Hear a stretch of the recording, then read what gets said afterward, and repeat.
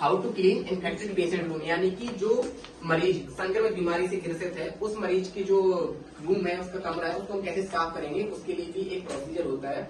जैसे हम किसी पेशेंट, जैसे कोविड के समय में हमारे यहाँ कोविड के मरीज भर्ती हुए थे, तो उस रूम की हमें साफ सफाई करने की कैसे करते थे, उसके लिए हम प्रॉपर पीपी किट पहनते हैं। पीपी किट मानी कि पर्सनल प्रोटेक्टिव इक्विपमेंट, यानी कि जो मरीज जिस बीमारी से ग्रसित है वो बीमारी हमें ना हो, क्योंकि हम उसके सराउंडिंग में जा रहे हैं, उसके वातावरण में जा रहे हैं, एनवायरमेंट में, वो हमें भी हो सकती है यदि हम अपने ऊपर ध्यान न दें।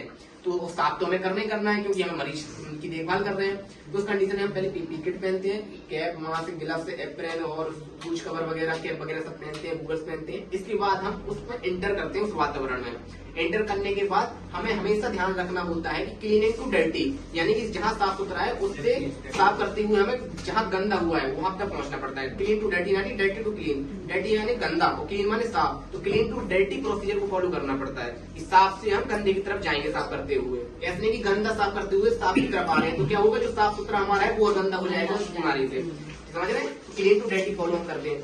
इसके साथ साथ जहां पर जो हाई टच सरफेस एरिया होते हैं, जिन चीजों को हम बार बार छूते हैं, जैसे कि पेशेंट के बेड की रेल्स हो गई हैं, डोर के जो दरवाजा होता है पकड़ने का वो हो गया, ट्रॉली हो जाती है, पेशेंटों की वॉशरूम होती है, रेस्ट रूम जिसे कहते हैं वो हो गए, ऐसे area high touching surface area होते हैं, यानी कि इनको बार बार मरीज छूता है, जिससे कि इन्फेक्शन के चांस ज्यादा होते हैं वहां पर। उनकी सफाई करते समय हमें विशेष सावधानी का ध्यान रखना चाहिए।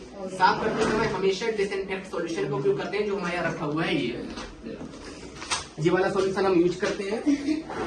950 ml पानी में 50 ml डालते हैं। ये है hydrogen peroxide 11% and silver nitrate 0.01%। ये बायो फ्रेंडली है, इसका कोई साइड इफेक्ट नहीं होता है, ये हमें नेचर में घुल मिल जाता है, इस तरीके का ये होता है। इसका नाम लिखा है आपका सिविलिसिट। ये hydrogen peroxide 11% and silver nitrate हम यूज करते हैं डिसइंफेक्ट करने के लिए। 950 ml वाटर में कितना डालते हैं, 50 ml मिलाकर डालते हैं और उसे डिसइंफेक्ट करते हैं। इसके बाद 30 मिनट तक छोड़ देते हैं, जो आपका सरफेस एरिया होता है वो अपने आप ही डिसइंफेक्ट हो जाता है। इसके बाद निकालने के बाद हम अपने पीपी किट को क्या करते हैं, उतारते हैं, बड़ी सावधानी पूर्वक उतारते हैं। उतारने के बाद अपने हैंडों को वॉश करते हैं, कहीं भी हम टच नहीं करते, जैसे नोज में हो गया, माउथ में हो गया, ईयर्स में हो गए, आईज में हो गए, यहाँ पे हम बिल्कुल भी टच नहीं करते। क्यों?